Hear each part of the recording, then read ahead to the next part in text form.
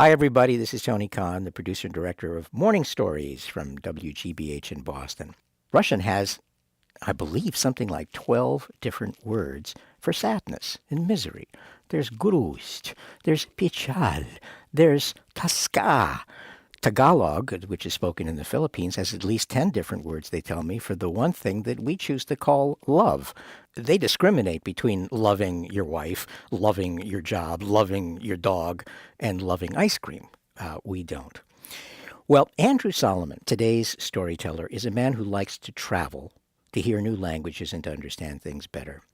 And the thing that he was trying to understand was depression, his own depression. At least 3 times in his life, Andrew Solomon has had a depression so dark and so deep, with a landscape so scary, that it's led him to the brink of suicide. I felt like I couldn't get up, I couldn't do anything, and I felt as though I couldn't get joy out of anything. It was in Senegal, in Western Africa, that he found some hope. Now, Senegal is a country where there is no word for depression. They don't see it as something that happens in your mind or in isolation. They see it as a series of symptoms that affect your body and that call forth the entire community so that they can help you feel better. And the way they do that is through a ceremony called an Ndop. We begin with an old woman in Senegal who became his guide. Well, she said, you don't look that terrific yourself. And I said, oh, really? And she started feeling the shape of the back of my head. She said, you get headaches sometimes. And I said, yes. She said, yes. She said, and you have a heaviness in your spirit sometimes. And I said, well, yes, sometimes I do.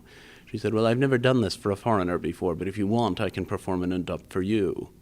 And I thought, well, I've come a long way, so I might as well go through with that. So I said, yes, okay, that would be fantastic.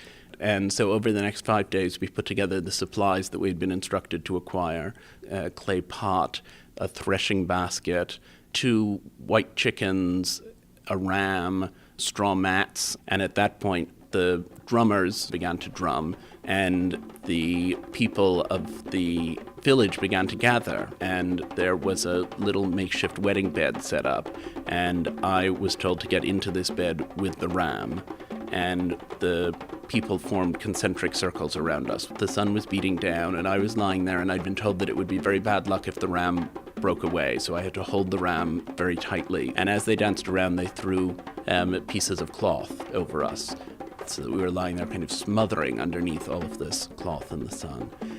And the singing got louder and louder, and the dancing got faster, and the drumming got more ecstatic. And then as it reached a high point, somebody pulled back all of the cloth. I was yanked to my feet. The throat of the ram was slit, as were the throats of the 2 chickens. The blood was all drained into a basin, and I was covered from head to foot in the blood of the freshly slaughtered ram and these chickens. In the afternoon, there was someone digging holes in the dark, quiet area where we were. Cakes were made with honey and millet and put into the holes. Pieces of the slaughtered ram were put into the holes.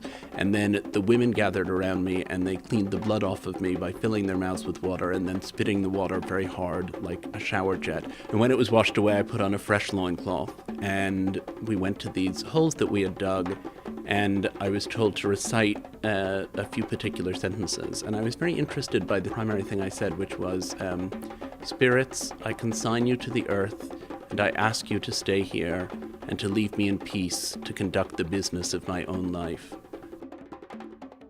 I promise that I will never forget you. And so then the holes were eventually filled up. And at that point, the drummers began to play again. Everyone came back into the square, and there was a lot of dancing, and there was the feeling that all of these people very much wanted my depression to go away. There was this whole community of people gathered around me. I mean, I started off feeling very trepidatious and very uncertain, and by the end I felt this sort of glowing, fresh energy. And when they'd finished the ritual, the women took a little piece of the ram and said, tomorrow morning, find a beggar who is not blind or lame and give these things to him, and that will complete the ritual. And they gave me a bottle of water which had various things dipped into it, which was supposed to be kept in case I ever had a recurrence and needed it. And I have it upstairs, a bottle of water. I'm here in the studio with Gary Mott. Quite a trip, quite a journey. Laying down with a ram and then having its throat slit. That's got to be a cure for something. Sure wasn't a cure If for the not ram's depression, or it wasn't one that you'd want to have repeated. And then being washed, purified Yeah, by water from the village women. What a vivid image. yeah. I just want to do it just to do it. Well, I don't wish the depression on you ever. So many people that I know suffer from depression and are medicated for it. But I was struck by the power of community in this story.